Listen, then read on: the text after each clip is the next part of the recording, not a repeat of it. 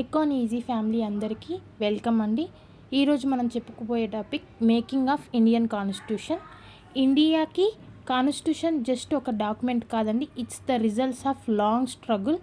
Do you know మన India constitution complete అవ్వడానికి almost 3 years పట్టింది. Let's see making of Indian constitution in this video. మన ఇండియాకి కాన్స్టిట్యూషన్కి ముందు మనం ఎవరి అండర్లో ఉన్నామండి? బ్రిటిష్ రూల్ అండర్లో ఉన్నాం.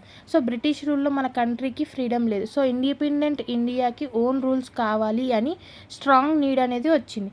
అప్పుడే ఒక ఐడియా వచ్చింది, పీపుల్ దెమ్సెల్వ్స్ కాన్స్టిట్యూషన్ని క్రియేట్ చేయాలి అని. First this idea was suggested by MN Roy in 1934 and accepted in 1940 in August ఆఫర్లో మనకి 1940లో ఇది యాక్సెప్ట్ చేయబడిందండి. ఫస్ట్ థాట్ మాత్రం ఎవరికి వచ్చింది? ఎంఎన్ రాయ్. మనకి ఒక కాన్స్టిట్యూయెంట్ అసెంబ్లీ ఉండాలి, డిమాండ్ ఫర్ ఏ కాన్స్టిట్యూషన్ అని చెప్పి ఫస్ట్ ఐడియా ఎవరికి వచ్చింది? ఎంఎన్ రాయ్ అండి. ఇది గుర్తుంచుకోండి. ఆఫ్టర్ అగస్ట్ ఆఫర్ 1946లో కాన్స్టిట్యూయెంట్ అసెంబ్లీ అనేది ఫామ్ అయిపోయిందండి. సో కాన్స్టిట్యూయెంట్ అసెంబ్లీ అంటే ఇండియా పీపుల్ని రిప్రజెంట్ చేసే ఒక గ్రూప్ అండి. కాన్స్టిట్యూషన్ని డిజైన్ చేయడానికి క్రియేట్ చేశారు ఈ గ్రూప్ని. ఇదే 1946లో ఫామ్ అయింది. ఇందులో టోటల్ మెంబర్స్ వచ్చేసి 389 మెంబర్స్ ఉన్నారండి. వీళ్ళందరూ ఎలెక్ట్ చేసుకోబడ్డారు ఇండైరెక్ట్గా based on cabinet mission plan. Constituent assembly form అయిన తర్వాత 1946 9th December రోజు ఫస్ట్ మీటింగ్ జరిగిందండి. దీనికి టెంపరీ చైర్మన్గా సచ్చిదానంద సిన్హాని ఎన్నుకున్నారండి. తర్వాత రాజేంద్ర ప్రసాద్ పర్మనెంట్ చైర్మన్గా ఉన్నారు. నెక్స్ట్ డ్రాఫ్టింగ్ కమిటీ అండి. ఇది ఫామ్ అయింది 29th August 1947లో. దీనికి చైర్మన్ వచ్చేసి డాక్టర్ బిఆర్ అంబేద్కర్ గారు. నెక్స్ట్ ఇందులో టోటల్ మెంబర్స్ వచ్చేసి 7. డీటెయిల్గా కాన్స్టిట్యూషన్ రాయడానికి డ్రాఫ్టింగ్ కమిటీని క్రియేట్ చేశారండి, led by doctor BR Ambedkar who act. Next వచ్చేసి సోర్సెస్ ఆఫ్ ఇండియన్ కాన్స్టిట్యూషన్ అండి. యూకే నుంచి పార్లమెంటరీ సిస్టమ్ని మనం అడాప్ట్ చేసుకున్నాం.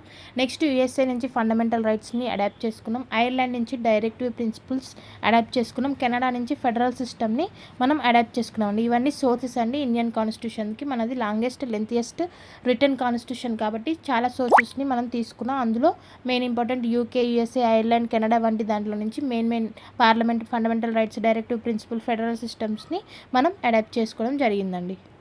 టైం టేకన్ అండి. ఇది కాన్స్టిట్యూషన్ అనేది సింపుల్గా రాయలేదండి. ఈచ్ రూల్ని డిస్కస్ చేసి డిబేట్ చేసి బెస్ట్ డిసిజన్ తీసుకున్నారు. ఇది డెమోక్రటిక్ డిస్కషన్ అని అంటారండి. అందుకే టైం టేకన్ ప్రాసెస్ జరిగింది. అందుకే ఆల్మోస్ట్ 3 years టైం పట్టిందండి. That is 2 years 11 months 18 days అనేది పట్టింది. టోటల్ మీటింగ్స్ 11 సెషన్లో జరిగినాయండి. డ్రాఫ్ట్ని డిస్కస్ చేయబడింది, క్లాస్ బై క్లాస్ అనేది డిస్కస్ చేయబడింది. దీంట్లో ఎఫర్ట్స్ అండ్ డెప్త్ చాలా ఉందండి. అందుకే ఆల్మోస్ట్ 3 years పట్టింది మనకి. ఫైనల్లీ కాన్స్టిట్యూషన్ అడాప్ట్ చేశారండి 26th November 1949 and enforced and implement చేసింది మాత్రం 26th January 1950 because of Purna Swaraj pact. Okay అండి. అదే మనం ఇప్పుడు ఏమని జరుపుకుంటున్నాం? రిపబ్లిక్ డేగా జరుపుకుంటున్నాం 26th January 1950. ఎందుకు మనం దాన్ని తీసుకుంటున్నాం అంటే ఎన్ఫోర్స్ చేయబడింది. ఏంటిది? కాన్స్టిట్యూషన్ ఎన్ఫోర్స్ చేయబడింది కాబట్టి మనం ఆ రోజుని రిపబ్లిక్ డేగా మనం సెలబ్రేట్ చేసుకుంటున్నాం. కానీ మనం గుర్తుంచుకోవాల్సిన పాయింట్ ఏంటండి? అడాప్ట్ ఎప్పుడు జరిగిందండి? 26th November 1949లో ఇది అడాప్ట్ చేయబడింది. ఫైనల్గా కీ ఫీచర్స్ అండి. ఇది ఒక longest written constitution and federal plus unitary. ఇందులో fundamental rights, directive principles, independent judiciary, secular democratic republic గురించి కాన్స్టిట్యూషన్ ఆఫ్ ఇండియాలో కొన్ని కీ ఫీచర్స్ అనేవి ఇవ్వండి.